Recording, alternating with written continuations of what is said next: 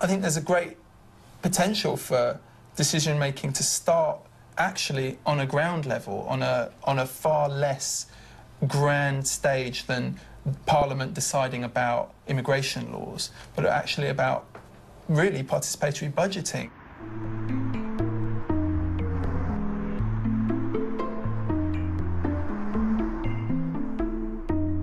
I represent a model railway club, and we're looking for some funding to purchase track.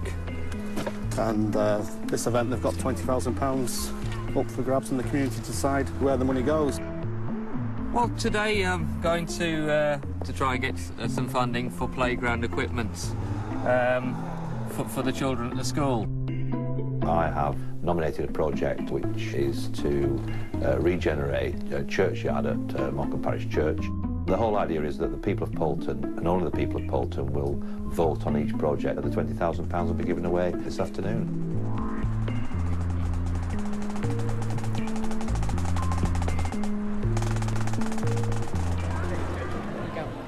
Good afternoon, everybody.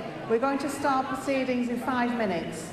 Each group is going to have a 3-minute presentation, and we are going to have to keep it very strictly to 3 minutes. Let's start off then. We have David from Morecambe Parish Church. We know that people's perception that they can participate in decision-making is a key driver, has a direct correlation with levels of trust and satisfaction. I therefore commend this project to you and ask for your vote this afternoon. Now, we know that both trust and satisfaction are taking a bit of a dive in the public sector at the moment, so actually there does seem to be a correlation between the sense that people can influence decisions and trust and satisfaction. Doesn't necessarily mean that they do, but it's that sense that they can. I'd like to hand you over now to Ebony, who'd like to speak. Hi, my name is Ebony. We would like you to give us a grant for £2,000. So in order for us to continue, please support our mood. Thank you. Hello, I am Dean Harrison. And there's Jack Lord. When you do it in public and when other people know it's your reputation on the line, right? I can give my mate 10 out of 10 for his little project, but in fact, this business about making the hospital work better in the town I live in, evacuation. Like, I've actually got to pay some attention to that. To support our older residents. Once you deliver something that actually allows people to make a decision, it's incredible how compelling it is, how willing people are to participate in these things, because they are exciting. Thank you very much for this. Thanks very much. That's why people are less engaged in politics in the representative sense, but they're much more engaged in politics in a personal sense, in terms of the power that they feel to affect their community, the world around them. I think that's steadily increasing as their trust in representative politicians is steadily decreasing.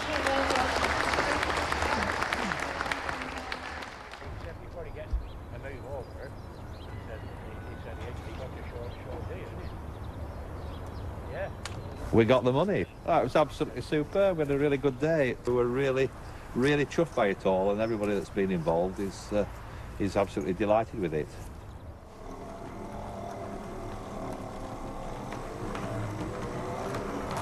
Right, guys. Yesterday, Jack and I went. As you know, we went to the In Your Hands.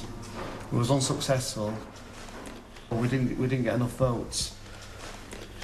I mean, although we weren't successful at that time.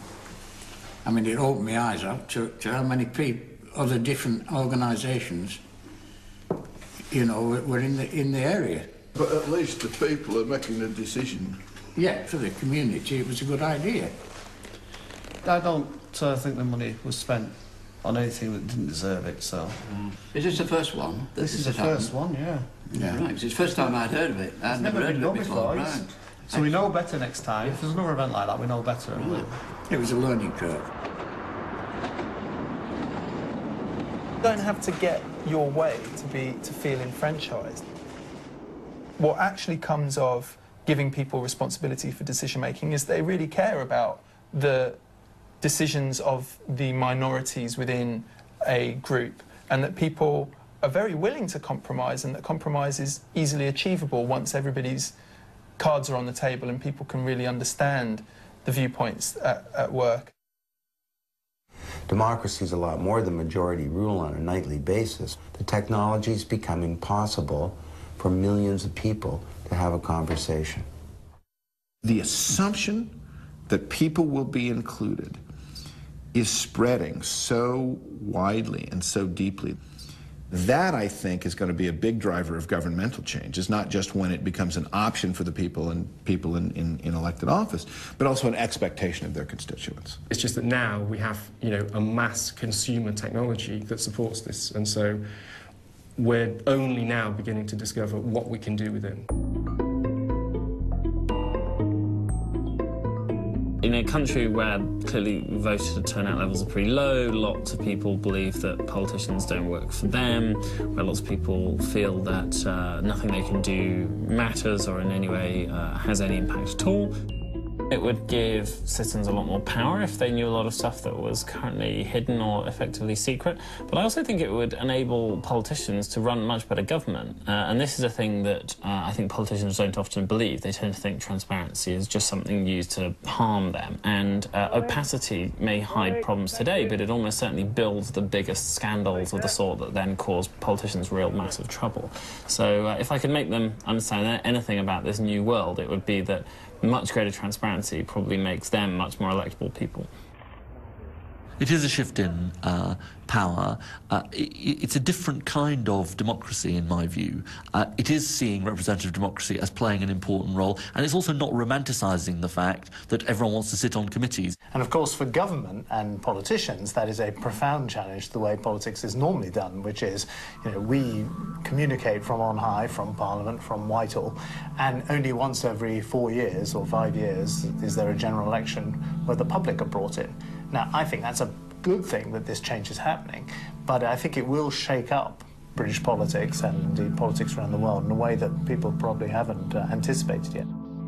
If you look at what you know, George Osborne is saying and some of the other people in the new wing of the Conservative Party, they appear to understand what's going on in the real world in terms of social networks and MySpace generations and all that kind of stuff. But I think that's partly because they have the advantage of being in opposition for a period of time. Whether they can apply that to government is another question. Remember, we do have this thing called, which is sort of voting. You know what I mean, where people get to choose who their representatives are. Do you know what I mean? I mean, politics is quite open to... Once every 4 years. Exactly. Is that enough? No, it isn't. Definitely not. I mean, I think let me think about how I would put this. New paradigms cause dislocation and confusion, and they're nearly always received with coolness, or worse, mockery, hostility, and vested interest fight against change.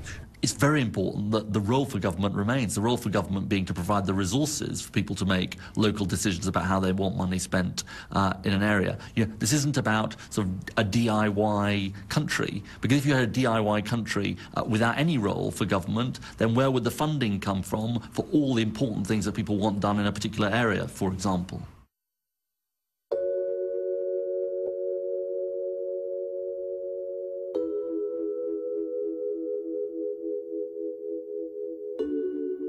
I think representative democracy was based on the idea that people are thick. That's not true. I think there's a much more radical thing that will happen, which is basically that people go around the side of representative democracy, and rather than saying, I want to kind of have input on what this politician is deciding in Parliament, they'll do it themselves. I think what we'll see is just some of the activities and powers of government moving into the public realm, and they will be run better by citizens than they are by government.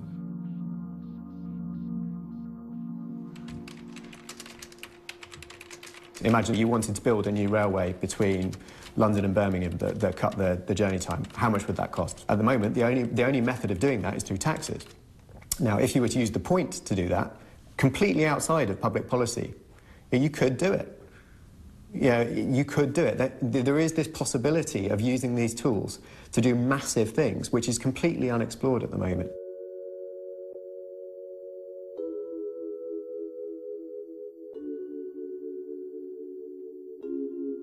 broader numbers of people can be engaged in something like policy formation.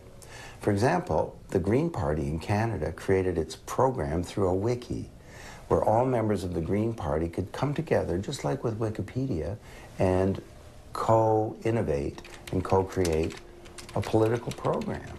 And it worked out pretty well.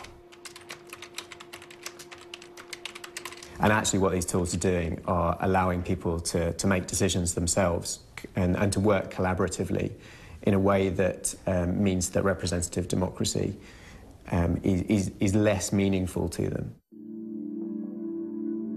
There's a whole new model that's emerging where we become part of the government.